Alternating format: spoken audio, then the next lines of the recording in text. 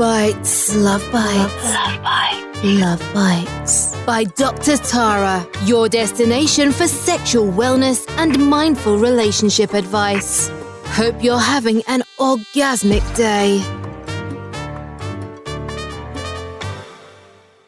Do you want to become sexually powerful? If the answer is yes, go to lovebites.co and check out 30 Days to My Best Sexy Self, a Sexual Mindfulness Journal. This ebook will change your life. In this sexual mindfulness journal, I offer the tried and true methods to become more sexually confident. It's for everyone who wants to have the best sex life possible. In the United States, 2.5 million couples or more are swinging regularly. This episode is all about swinging. Curious? Listen till the end of the episode. Hello, my loves. It's Dr. Tara, your favorite sex and relationship expert here at Love Bites, the podcast for sexual wellness and exploration. Today with us, we have some pros here, and I'm so excited to talk to them. Bella and Jase are experienced swingers, high school sweethearts, and hosts of the 4OURPLAY podcast, where they share their journey, experiences, and adventures navigating their relationship through non-monogamy and the swinging lifestyle as millennials. Their goal is to break the stigma behind swinging and normalize ethical, non-monogamous relationships and alternative lifestyles. I've followed their social media for a while and I am obsessed. I'm so excited to talk to them. Hi, Bella and Jase. Thank you so much for being here today. Hi, Tara. Thank you so much for having us. We're so excited to talk to you. Okay, you guys, if you're listening on the podcast, you can't see them. They are so cute. So at the end, when they share their social, you totally should follow them. But first off, tell us your story. I'm so curious. Where did you meet? What were you guys like before? Was there are you different now? Was there any pivotal moments of change? Tell us about it. Do you want to take this one? Yeah, I'll start it. We met when we were in elementary school. I think we were 10 or 9. We don't know exactly how old we were, but around that age. And we were in different grades, and we met on this little jump rope team trip that we took. And we never saw each other again because we were in separate grades. And then whenever I was a freshman and she was a sophomore, we started riding the same bus together. And since we rode the bus, we started talking again. And then we remembered each other from when we were younger. And then we started dating when we were 15. And then we've been together ever since. So we were all each other knew, and we had never broken up. We never, took breaks from each other or anything. And so everything that we experienced was only together. And that's, first kiss, holding hands, sex, all of it. And we grew up both in a very conservative upbringing. And so we never had the birds and the bees talk, or families never talked to us about sex, or they didn't necessarily shame it. They just never brought it up. And so with that, we came from the standpoint of, we thought that we were going to wait until marriage until we had sex. And we didn't, we had sex when we were 18, but so we had been 3 together. years of being together. Yeah. In our teenage years.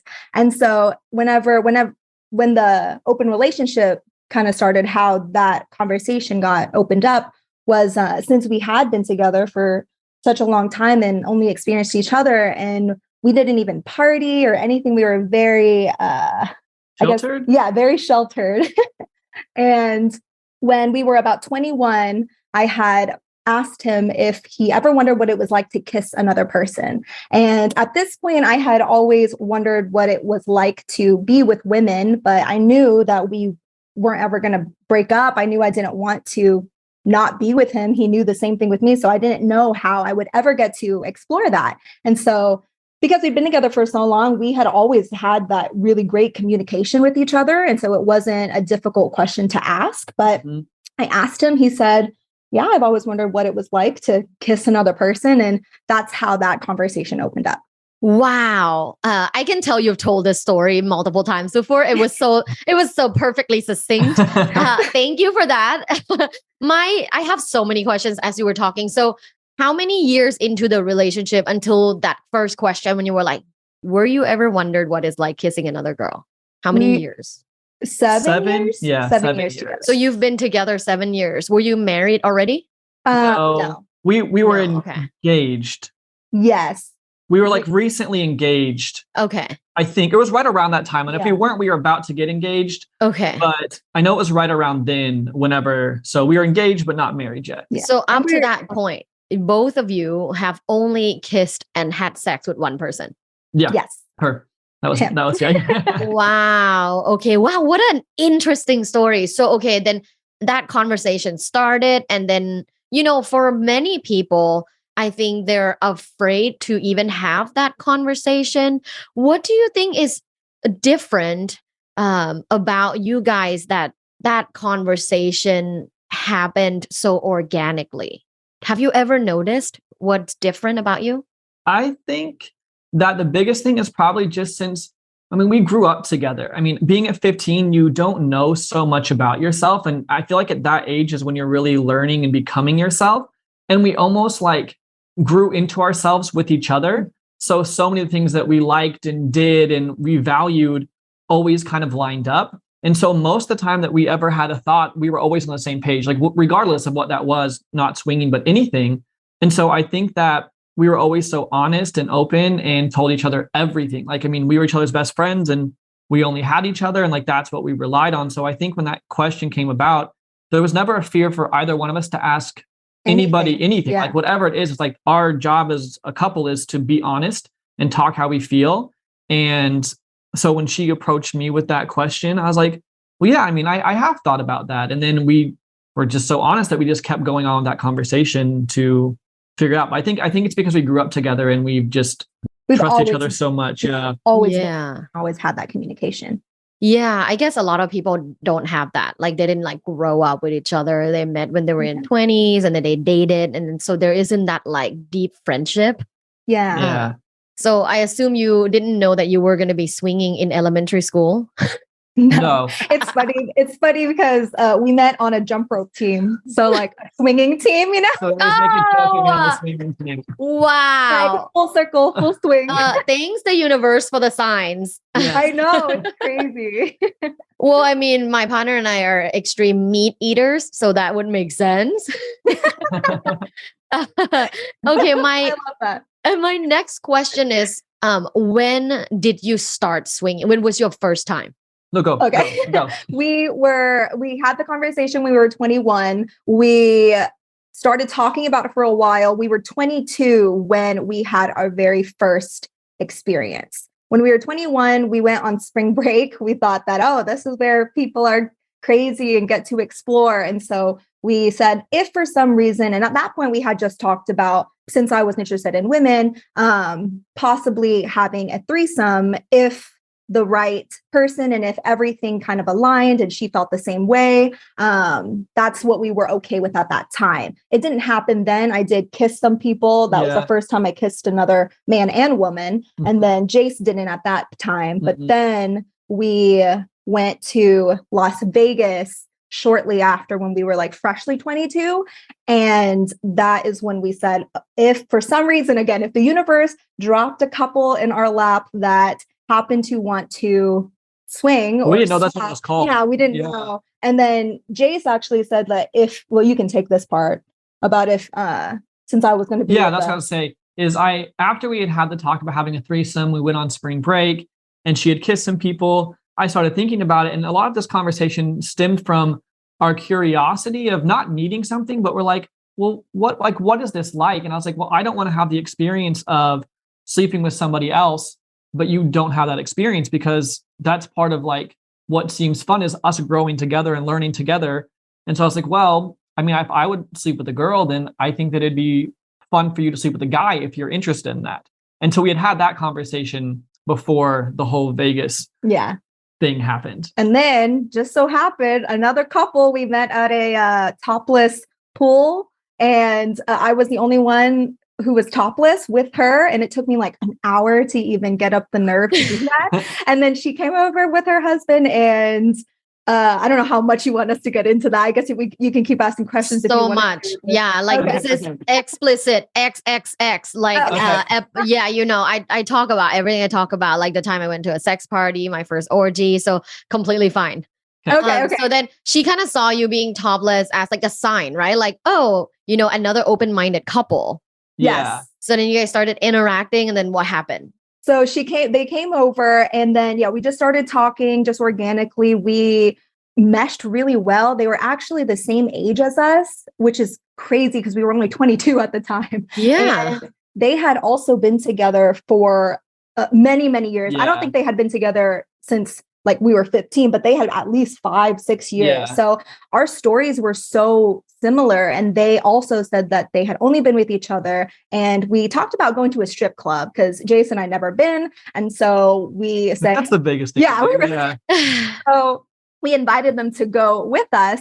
And somehow we got a like free shuttle party bus to go there. So we invited them to come with us. And I feel like you're better at explaining this briefly more than I am. So, you can take it from here. they had friends outside of Vegas. So they were visiting. They're like, sorry, we actually can't go to the strip club, but we can hang out afterwards. So we went to the strip club. I feel like the whole time we were there, like we were thinking about them, and we were just so curious and so like excited about the conversation of like, could this even possibly happen? Like, it just sounded fun. And we were so like turned on that when we got back from the strip club, we had sex. And then they came to visit our hotel room, maybe 30 minutes, an hour after that. And we're like, oh, well, we just had sex. Like, why didn't you guys wait for us? And so we ended up having parallel play. So we had sex again, and then they had sex next to us. And like, I kissed that girl and you kissed the guy, and we kept talking, and we were both so into the idea that we were both in college. So we had it was summer off. He said, well, would you guys want to just go ahead and stay in Vegas one more day, get a room tomorrow night, and see what happens?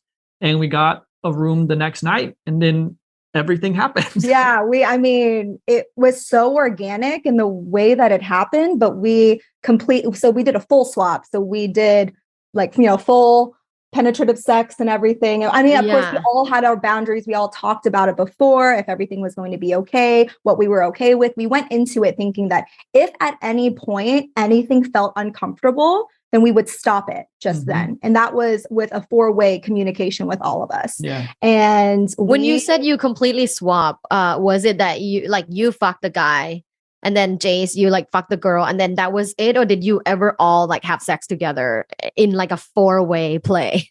So at that one, it was more just on 2 separate beds. But it was still 4 ways. Like, the girls did stuff with me together, and then some with the guy together, and like we were on separate beds. But there was also parts when we were on the same bed. So it was very same room, but so there was no real like separate play at all. It was all in the same room. We were always together, but it wasn't always all 4 of us together, but we were all always, you could see everybody. And then Jase and the other guy aren't bisexual. And so they didn't do anything together. And then she was bi-comfortable. And so she was bi-comfortable. I love that.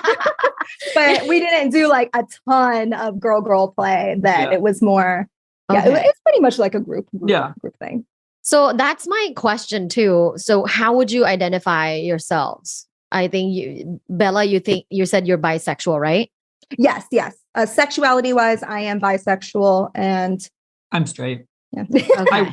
I truthfully wish, like, I think the dynamic of everyone being bisexual seems so fun. Like, I've seen videos like, oh, that seems so cool, but I know I'm just not. You like try looking at a penis and you're just like, I can't turn myself on. Yeah, I just can't. I would love to, but it's just not my thing, and that's okay.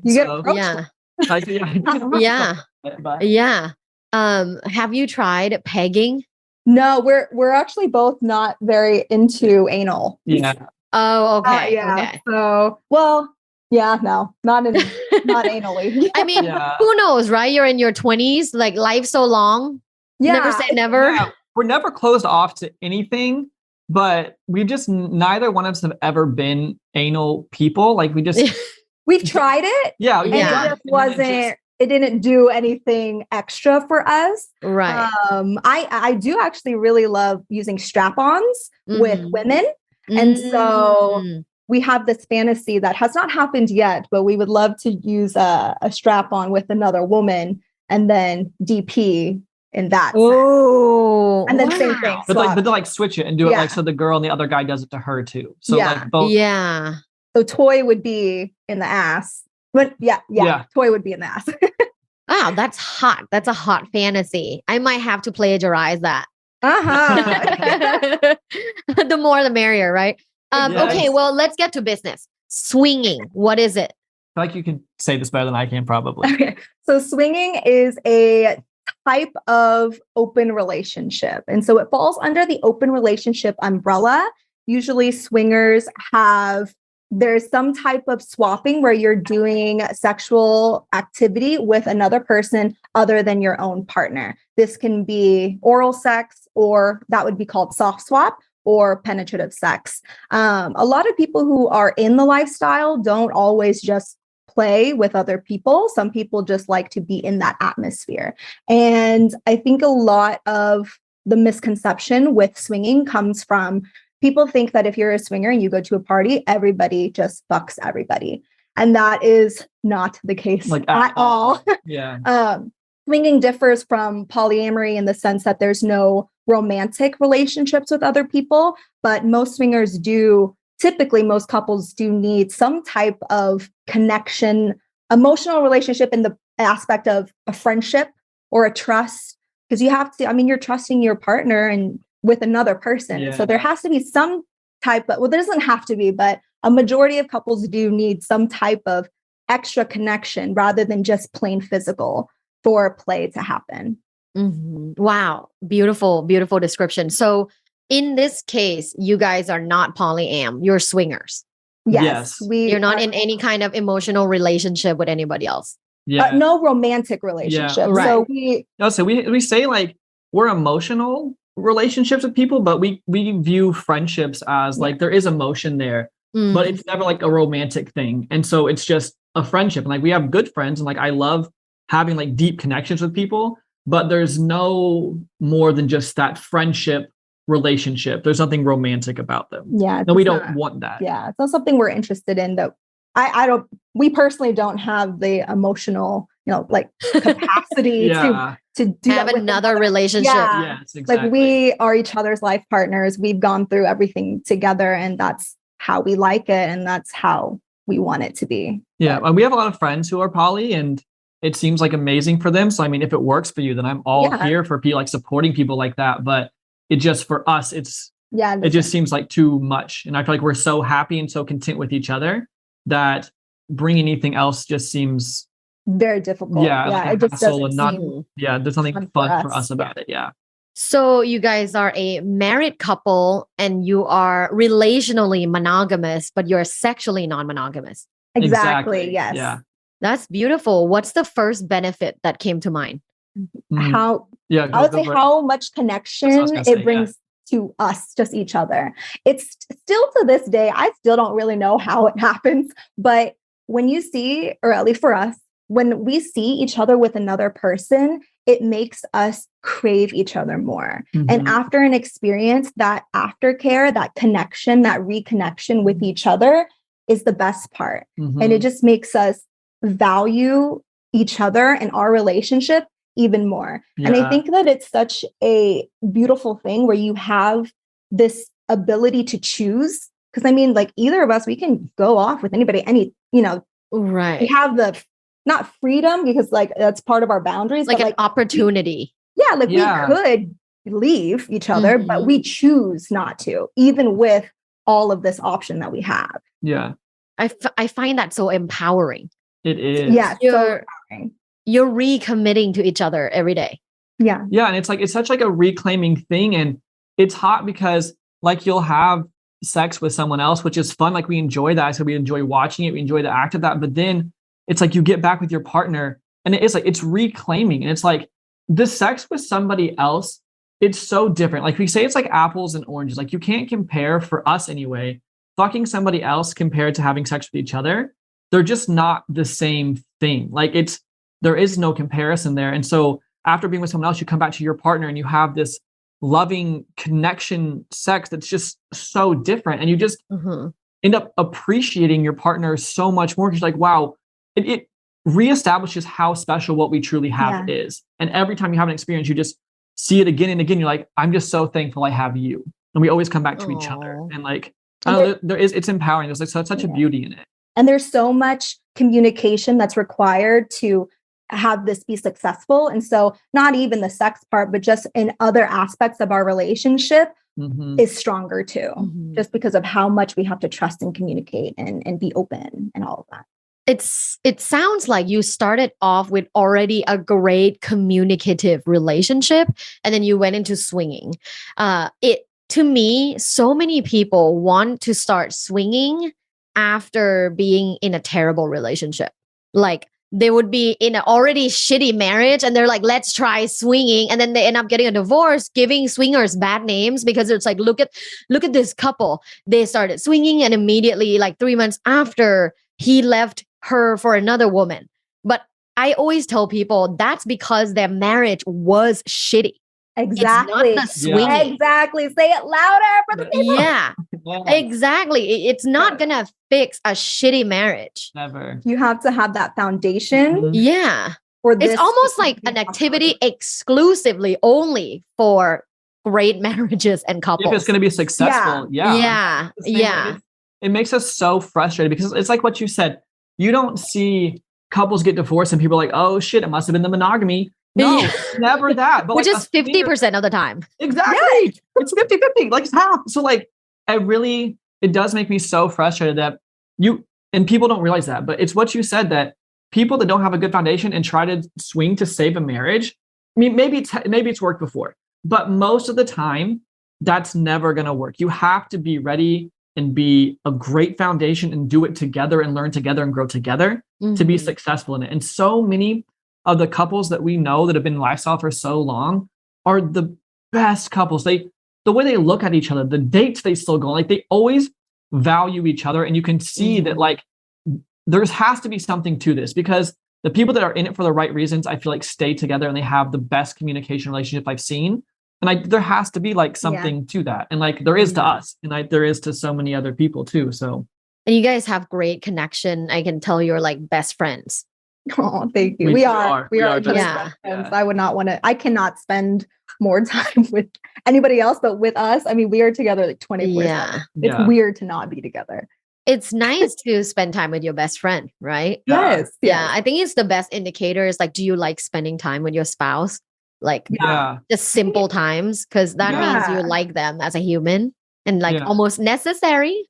Yeah, I don't like not being together. It's like I'm going to the grocery store by myself today. Like I know. No, like, I want to do more fun together. Like together. Oh, so sweet. So how long have you been married now? 7 years. Oh, in like a few days.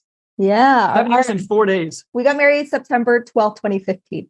Okay, so 7 years. Sweet. And then together way before that. Yeah, we'll be celebrating our 15-year anniversary in November. Yeah. Wow. Soon enough, you will have been together longer. Yeah. Yeah, actually, you brought that up. I've been saying that like the last 10 years. I'm like, oh my gosh, when we turn 30, we're going to be together longer than we've been apart. And November, it'll be longer together than been apart. It's just crazy. Wow. So are you guys in your 30s now? We are 30. Yeah. Okay. And do you see yourselves participating in the swinging lifestyle like for a much longer time? Yeah, I mean, I think indefinitely, unless we either of us get bored of it or if we don't want to. The thing is with us, that swinging is an extra. It's something that's not necessary to our relationship. We see swinging as a fun activity that we like to do together, just like going to the movies or, doing any activity that people like to do. Yeah. And so if it got taken away, it's not going to affect our relationship because we put our relationship first. Yeah. And with the swinging lifestyle, we're still in the younger demographic of this. Yeah. So as we get older, I think it's just going to get better. It's more exciting. I don't ever see us stop. I said if we wanted to, obviously we would, but it just makes us so happy and we get so much from it that I don't see why we we met people like on one of the swingers cruises that he was like in his mid 80s and still going. It's like, why the fuck not? Like, I mean, if you're having fun and it brings you closer, like, why not? Yeah. Yeah. So now that you've participated for a while, like I want to ask you, what's the typical demographics that you see? The majority 40s, I'd say. Okay. Probably mid to late 40s is like the bulk of it. Yeah. And then it kind of like falls off. So late 30s to early 50s would be next. Like, like a bell curve. But I think that mid 40s is probably the biggest demographic for sure. But And I you think- are seeing the rise of people in their 30s. Definitely. Oh yeah, It's definitely. so different. When we started, 20s, like when we started, we were 22. And I feel like if we met someone young, they were 35. And I feel like now we're constantly meeting people in their late 20s. Like we don't meet early 20s or mid 20s that much, but like 27 to 28, I feel like we're not always the youngest people anymore. And Yeah. for so long we were. So I think the rise of social media and TikTok and platforms that were able to reach more of like a diverse audience that has a younger crowd, I think people are realizing, I think some people are like us, they didn't even realize this is what they were, but they were just open to the idea. And I think that all of these platforms showing it, it's like, oh shit, like, is this what we are? Like, let's have this conversation and let's have this narrative. And I feel like that's what's moving it in this younger direction for sure. Yeah. Love that. How often do you guys swing? we go It's to hard, events. yeah. We go to events pretty often, like at least once a month we're going. And Okay. especially now we're doing a lot of travel. So we're doing a lot of the resorts and the cruises. And so we go to swinging events quite often. Uh-huh. Play wise, we say about 10% of the time if we're home, but we feel like whenever you are on vacation, somehow we end up meeting like even people that we are closer to on vacations. Yeah. And I think that has to do with people being more open because, this is like their one time to go, Yeah. and, really experience and have fun and people let their guards down more.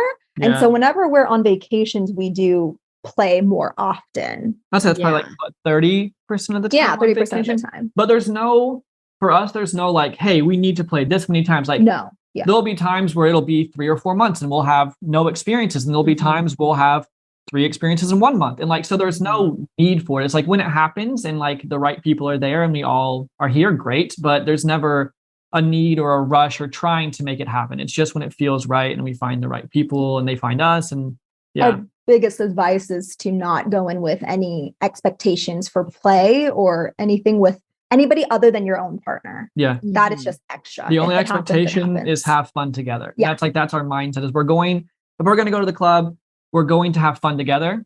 And if we happen to meet someone and stuff happens, like that's a bonus, that's fun on top. But I think if you go and you're disappointed, then I think you have the wrong mentality because we're never not going to have fun together. And so that's the mindset that whenever we were younger, we didn't always have that mindset. I feel like we were like seeking and searching and trying to find this experience or this new connection. And now it's just whatever happens. And I feel like when you don't care, that's when you're going to find the best people. I think you're going to draw in whenever you're not trying to push it away by wanting it so bad. When you're not chasing. Yeah. You don't chase to attract. Yeah. Now that you've talked about like the benefits and the kind of the things that people should avoid already, I think I kind of just want a recap from you guys. So let's say swinging 101, like 3 do's and 3 don'ts. Okay. You want to do do's and I'll do don'ts? Okay. Let me see if I can think of like. Let's go back and forth. You do a do and I'll do a don't. Okay. I'll do a don't first, then you can think. Oh, no, I Okay. got it. Okay, go for it. What's your do? Do make sure that you have a strong foundation in your relationship before even thinking of bringing this in. Don't ever have expectations, ever. Just always have fun and be in the moment, but never expect anything. Do try to be open to talking to everybody. One of our biggest mistakes was we would sit in the corner and be shy and we were afraid and we would wait for people to come talk to us. So do take the initiative to create what you want for yourself and don't let other people dictate your night. Sorry, that was kind of a do and a don't. I'm going to say don't take anything personally. I think that's it's one of the 4 agreements. And I think that sometimes like you have to realize that you're going to go into this and if you were to walk in, there's going to be people you're attracted to, people you're not attracted to, and people you vibe with, and people you don't. And so if someone doesn't like you or you guys don't mesh, don't take it personally. There's so many reasons that, we've always said that, maybe you look like someone who hurt them in the past. And there's a reason why they don't want to be around you. So just don't take anything personally and just, keep your confidence up and you never take anything personally. Yeah. Let's see, another do. One more? Okay, I'll think one more don't. Do understand that this is not a cheap activity to be a part of. It sounds expensive. A misconception is like, there's a lot of costs that go into this and, clubs have memberships. Prices. Yeah. So all of that. So just do expect to spend more than you think. I like that. Practical. Yes. I think this one's really important is we get the question all the time, and like, don't ever convince your partner. There's never convincing. If you guys are ready, like you can have an open, honest conversation and you can say, hey, like, I think this could benefit our relationship because of this, this, and this. But if your partner's not there yet, don't push somebody. Don't try to get someone into lifestyle. Swinging is not for everybody. It's just not going to work for everybody. And that's okay. And you have to value your relationship first. So don't push somebody to ever do something they don't want to do.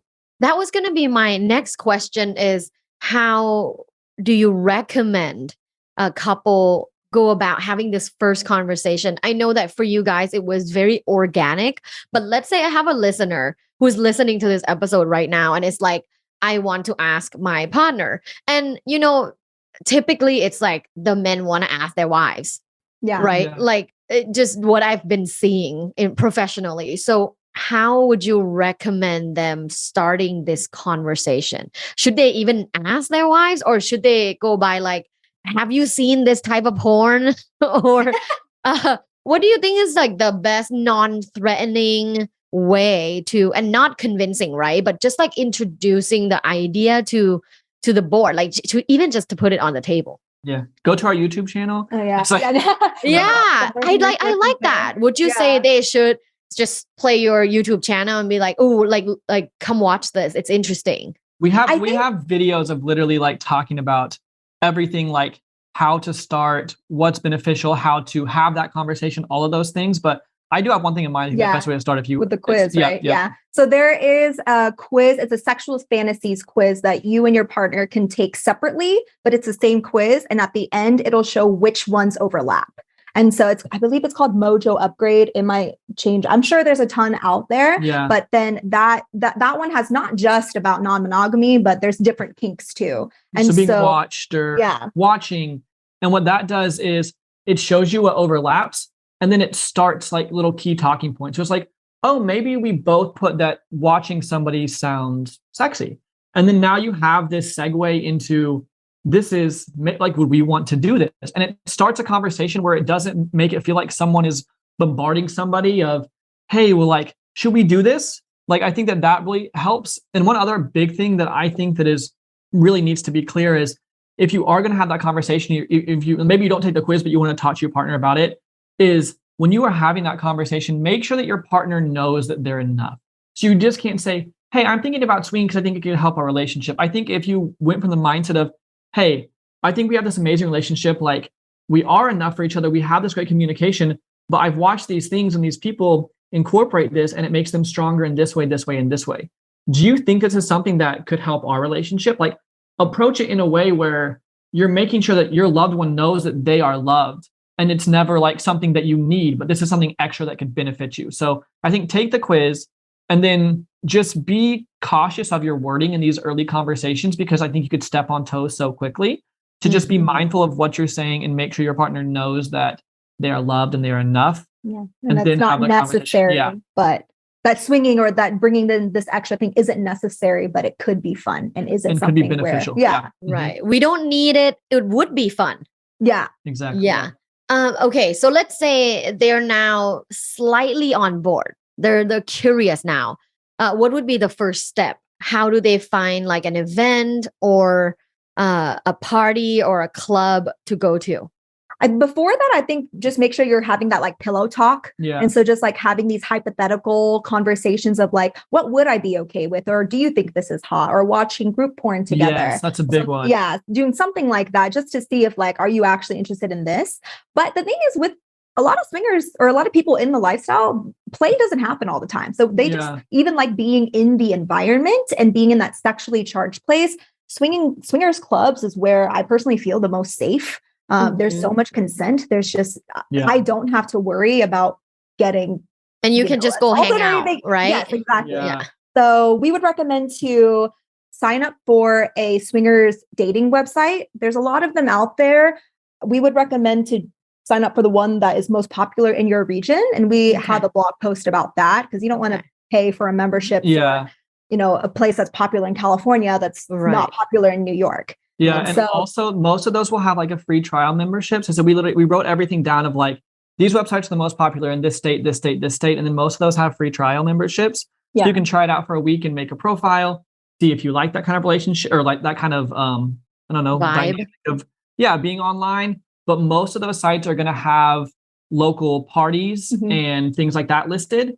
And then also, I mean, a quick Google search of just like Swinger Club Dallas, Swinger Club San Francisco, Swinger Club LA, like whatever it is, usually those will pull up. And if you're in a big city, a lot of big cities do have some sort of club, but definitely the websites will have little, or some of them even have parties, like private parties that you can get invited to and stuff. So that's probably the best place to start. I always have people from small town that's like, what about us? Like, what do we do? I'm like, girl, you save money and then you go to a big city. I was like, you got to travel. Like, there's not going to be a sex club in Arkansas. I'm sorry. Like, you got to save money and maybe make it like a trip for the couple, like for both of you. Like, hey, it's Valentine's Day. Let's go to New York. Let's go to Dallas. Let's go experience these things. Cool. Resort or or those resorts. So I'm not familiar with resorts. I'm pretty familiar with sex clubs. What are some resorts like around the world that are well known? The most popular ones are Desire Resort. There's Desire Riviera Maya, we would say, in Cancun, Mexico, which is the most popular for swinging lifestyle. Yeah. There's 3 in Mexico, and I think Desire Riviera Maya is the most swinger of them. There's one called Temptation that is very lifestyle friendly and open. There's one, Desire Pearl, is also lifestyle, but it's more relaxed. Yeah, a little bit more relaxed. Mature. There's one called Hedonism in Jamaica that is very lifestyle related. They're opening one in Dominican Republic. They as in Desire. Yeah. Desire and Temptation are owned by the same people, and they're opening up one together. Oh, okay. So like, October, let's say the Desire one that you guys were like, yeah, this is like the biggest one or the most recognized one. Is it like, do they host swinging events or party, or is it more like where like wing pineapple, like swinging people go like on a vacation and then they kind of just make eye contact and make introductions, or is it like a systematic thing? It's like a full lifestyle swingers resort. So there will be events and like couple speed dating, stuff like that. Not so much couple speed dating, but it is couples only. Yeah. It's clothing optional. And I mean, it really is like, there's a medium-sized pool there, and pretty much everyone just goes to the pool during the day and goes, they have theme events at night, and they have like a little club there at night. And everyone, I mean, there's only 115 rooms or so there. Yeah. So you just get in the pool and you start talking to people. And there, most people are lifestyle. And it's just, you just talk to people and get to know people. And I mean, it's the same thing I said. I guess sometimes you make that connection and stuff ends up happening. But that one is specifically a lifestyle, like swinger resort. So you don't have to be. Like, there was a few people we met there that weren't. But for the most part, did they know that it was a swingers resort? That one, that one, I think people do know that it's like couples. They have playrooms. They have in the hot tub area. There's like beds all around. There's cabanas. You'll see people having sex. Cute. Like it's it's definitely like a swingers resort. But the cruises are our favorite. There's like a couple of lifestyle cruises or swinger cruises, because those are so big. Like we went on one last year that was 4,500 people. Oh my God. And that one is like lifestyle. It's called Bliss Cruise. And that one's like lifestyle. And it's so nice to be in a place surrounded by so many people that are so open-minded and like-minded, like-hearted, that you can just be so yourself. And like, I mean, I feel like I myself all the time, I don't really care, but I feel like so many people have to hide that part of their life because of professional things or whatever it is. So I think you see these people that come here and they can really be themselves for a week and be in a place that they feel safe being themselves. They trust everybody. And so that's like our favorite is the cruises, because it's just such a huge population of people with so many like little activities like speed dating and things like that to do. And the one thing to make sure that everybody knows that it's not just because you're going to these swingers resorts or swingers cruises, you're not expected to swing. You are never expected to do anything you don't want to do. Everything is consensual just because you go. There's so many people who go, who I know I've said this a ton of times already, who just love the environment. Right. So I just want people to get the idea that it's like, oh, I'm going to a swingers resort and everybody's going to want to swing with me. Like, it's not like that at all. And one other thing that I do want to say too, because I feel like we never say this, I think it's so important, is people always ask about like, is my body type accepted? Are people going to like me? Like, we always say that it reminds us of an airport without the kid.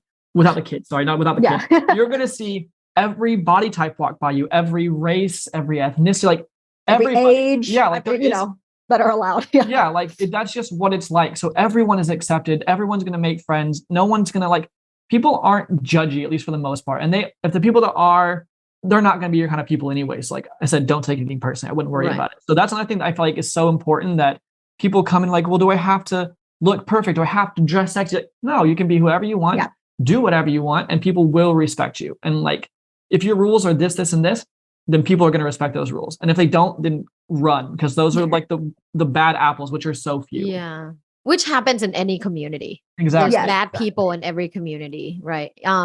My next question is a little bit like logistical. Let's say for a cruise of 4,000 people, how do they make sure that is safe in terms of like STIs and stuff? So that's a good question. And I feel like people ask that and have this expectation of the company to vet for other people's sexual health.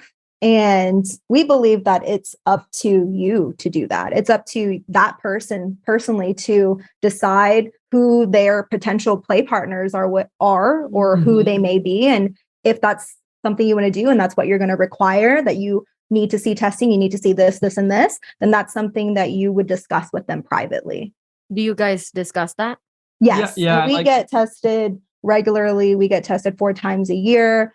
So we always have our just have it on our phone. So I mean, if anyone's like, hey, I want to see this, then here it is. Like I want to make it like very apparent. But I agree with Bella. I think it is like there's in any sort of life doing anything, there's always risk in anything, right? But I think that you have to weigh the risk versus reward and be smart and protective of yourself and not rely on anybody else to do that for you, and make sure that you're taking the steps that you need to as a couple to be as safe as you can. I think that also brings a liability to the company, because if a company's going to say, we're going to require this, and if somebody happens to, like that's them being in charge of everybody's sexual health. And I don't think that that's something that should be required. Yeah, we're adults. I think that you should be able to take care of it yourself. Yeah. Interesting. Yeah. I do think too that it's like inclusivity, right? Because what if there is a couple that perhaps have herpes and want to play with another couple that have herpes? Like that's their prerogative. And there's even like herpes dating app where I didn't know that. Oh yeah, with 1.2 plus million users. Wow. I did not know that. That's where people that have herpes can like go date, and then without the stigma, because then they both have it, and so it's less stigmatized, and in their words, like less scary to go on a date, because people tend to immediately assume that you're a bad person if you have any kind of STIs or STDs. So okay, so my next question is, this is juicy. A lot of people say swinging is unethical. What do you say to that? Completely wrong. Yeah. Because swinging is literally called ethical non-monogamy. So cheating is unethical. You can't do something that's unethical with your partner if there is consent and communication there. I get so frustrated because you see things like there's like shows like Too Hot to Handle and stuff on Netflix where they glorify hookup culture. Like it's glorified in our culture of, hey, it's normal. Like if you're young, you're going out, you're partying, you hook up with people. That's part of who you are. That's the age. Like you do that. And those places are so much less. Like so many people don't use protection. Like that's normal in that aspect.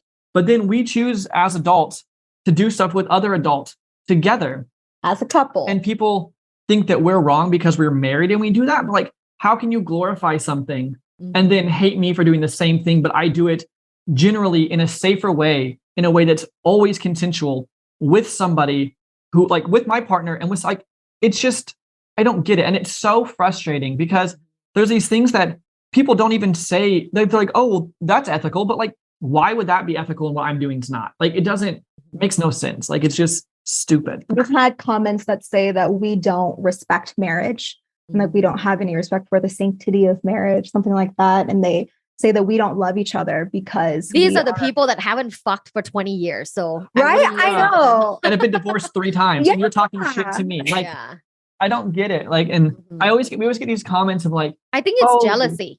Yeah, it probably I think is. they're Like, envious of your life. I don't even know if it's jealous. I think they're maybe just sad. point. Yeah, I really feel for them. I know there's something wrong going in their life for them to have to put out this negativity to strangers on the internet who are obviously happy, you know? Yeah. But it's like the people who say that, I feel that they think that sex is such like the biggest part of their relationship and marriage. And for us, that's just a piece of it.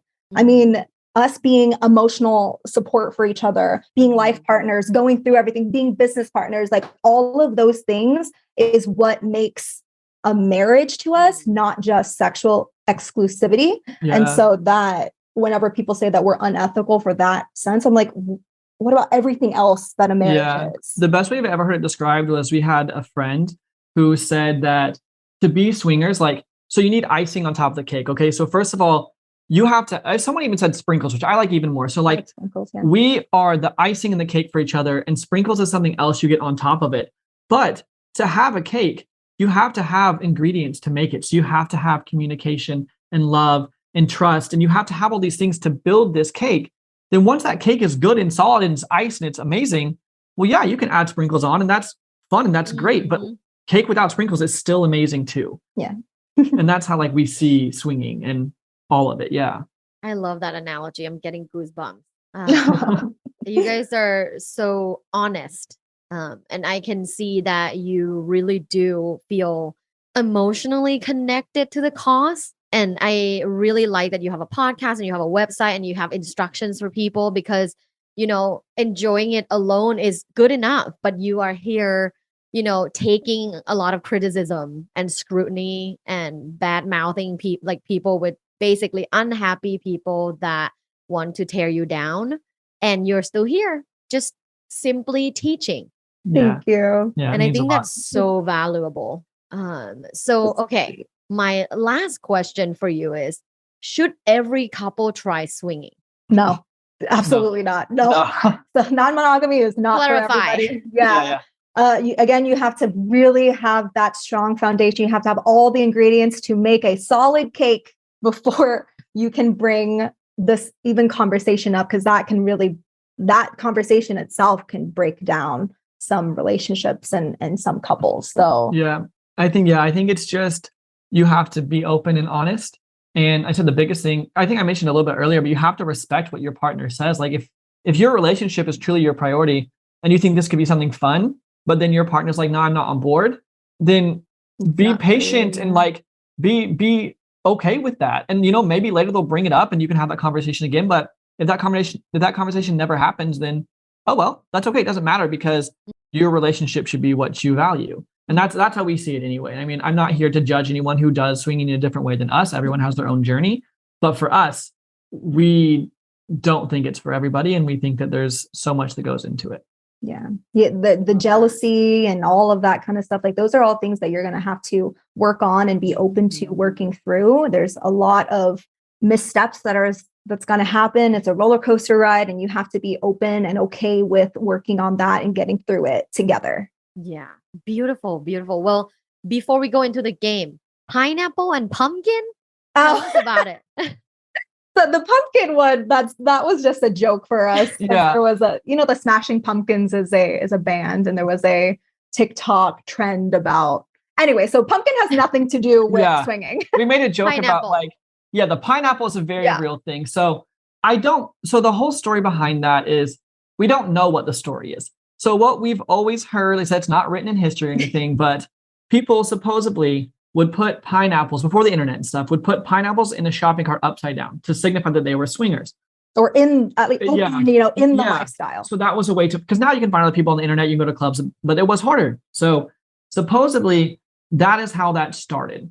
And then also pineapples are a sign of hospitality, and swingers generally are hospitable. So that was kind of a thing. And then I think that with TikTok, that really blew up. And I think that now it's almost like this ownership. Mascot. Yeah, it's like a mascot. Like I'm for the proud. Like if you saw a house right now, like it's always upside down.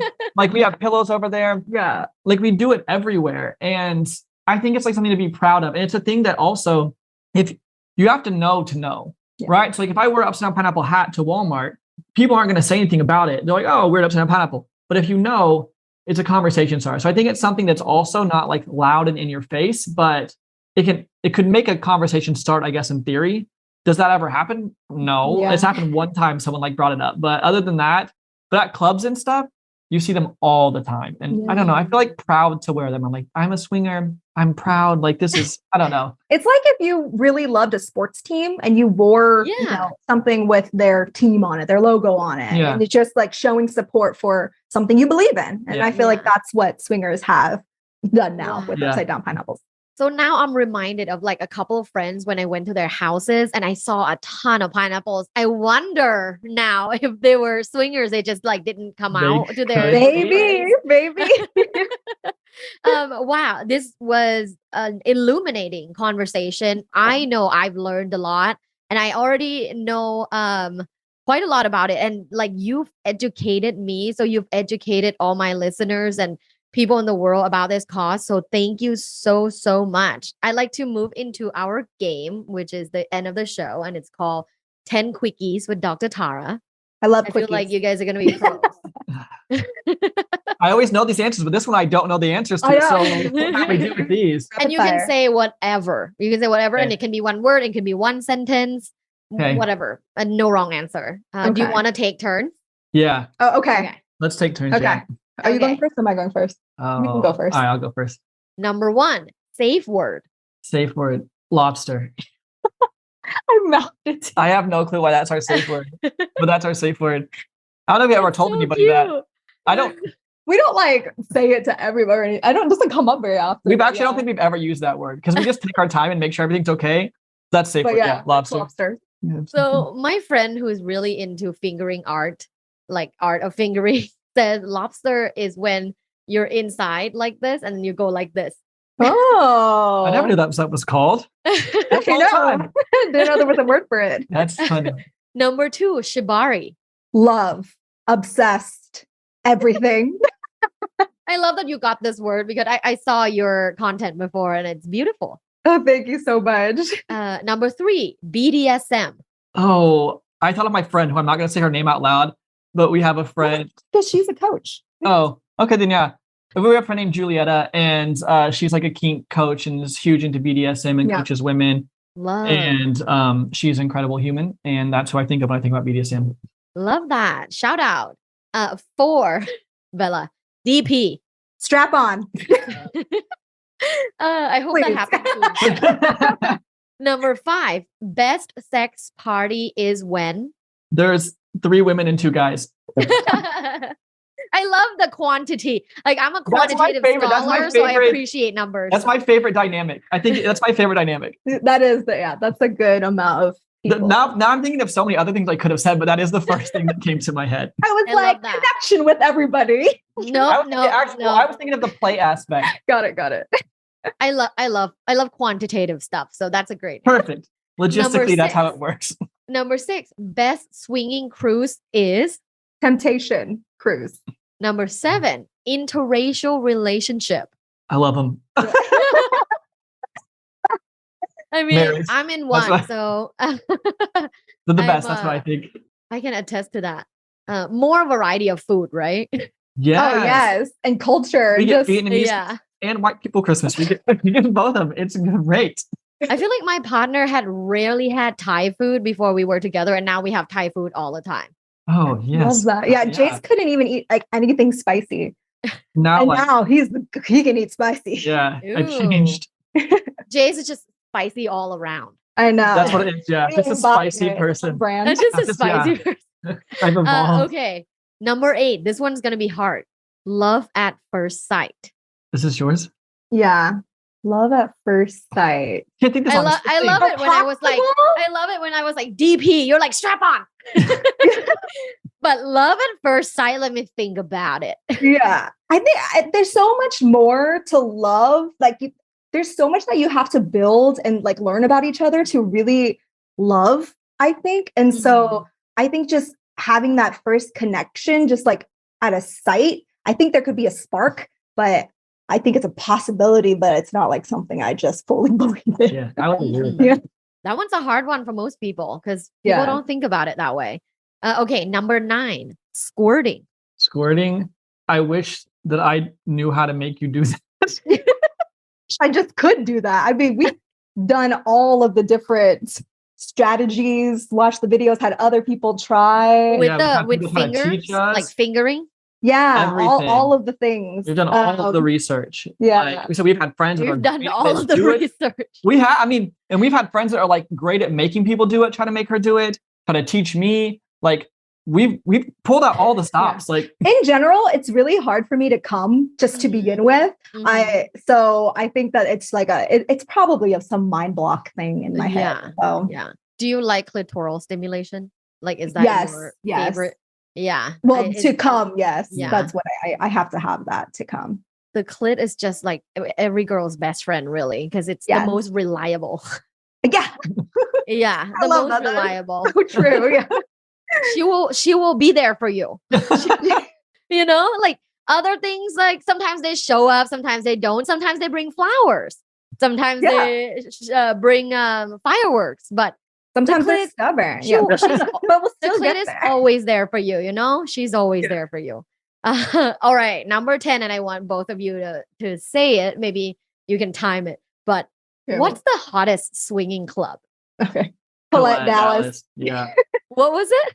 Colette Dallas. Yeah. I think that, there's so many amazing ones, but that was like our first one. And I think that like, it like feels like a home to us. Like we know everyone that worked there. We've been going there for 8 years now. Like it's like a family when we go there. And so it has to be the best in the world. It's like so sentimental. It's so integral to our growth in this relationship and in the lifestyle. And the owners, John and Jackie Melfi, are such incredible people. And oh my gosh, we look up to them so much. They've helped us so much. I mean, Colette Dallas, that's the one. Love it. I learned about them the first time about 8 years ago, and I saw them on the news. Yeah. About their club and about that Naughty and Narlands swinging convention. And I saw them and I saw her interview, and she was crying of how empowering this lifestyle is for her as a woman. And I just thought like, wow, there's something there that is very powerful. So thank you so much. Again, where can my Love Bites fam find you guys and like your instructions? Thank you so much for having us on here. This was so fun. Such a great conversation. So grateful we got to do this. You can find all of our information on our website, and that's 4play.com, the number 4OURPLAY.com. We have a swinger icebreaker game. We have clothing, merchandise. Our YouTube channel is on there. Everything is under 4play, number 4OURPLAY. We have our podcast is there, YouTube videos. We try to make it very easy for people to learn and to find the correct resources. And so if your one-stop shop for everything swing is 4play.com. One-stop shop for everything swing. You heard. Yeah. That's what we claim. That's it. That's it. Trademark. It's our truth. Yep, that's our truth. Love it. Love you guys. You're so vibrant. Well, my Love Bites fam, thank you so much for listening till the end of the episode. And per usual, have an orgasmic day. Massages can be sexually arousing. Upgrade your foreplay with an amazing massage candle by Mod. It's body safe and skin softening. Once melted and extinguished, it can be poured on the skin. And let the fun begin. Check out the link in this episode's description and have an orgasmic time. Thanks for listening. This was Love Bites. Love Bites. By Dr. Tara. Follow Dr. Tara on social media at lovebites.co. Have an orgasmic day.